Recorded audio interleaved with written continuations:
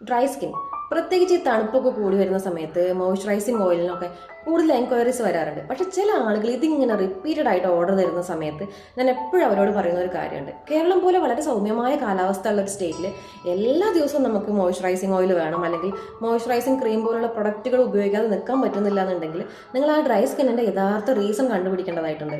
ഇപ്പം 2 കാറ്റഗറി ആയിട്ട് നമുക്ക് ആ റീസൺസിനെ തിരിക്കാം. ഒന്ന് എക്സ്റ്റേണൽ ഫാക്ടേഴ്സ്, അതായത് കാലാവസ്ഥാ മാറ്റങ്ങൾ, തുടർച്ചയായിട്ട് വെയിൽ കൊള്ളുന്നത് പോലുള്ള സിറ്റുവേഷൻസിലൊക്കെ നമുക്ക് ഡ്രൈ സ്കിൻ വരാം. അങ്ങനെയുള്ള അവസരങ്ങളിൽ നമുക്ക് ഒരു എക്സ്റ്റേണൽ ആപ്ലിക്കേഷൻ കൊണ്ട്, ഒരു മോയ്സ്ചറൈസിങ് ഓയിൽ കൊണ്ടൊക്കെ പൂർണ്ണമായിട്ടും പെട്ടെന്ന് തന്നെ മാറ്റിയെടുക്കാവുന്നതാണ്.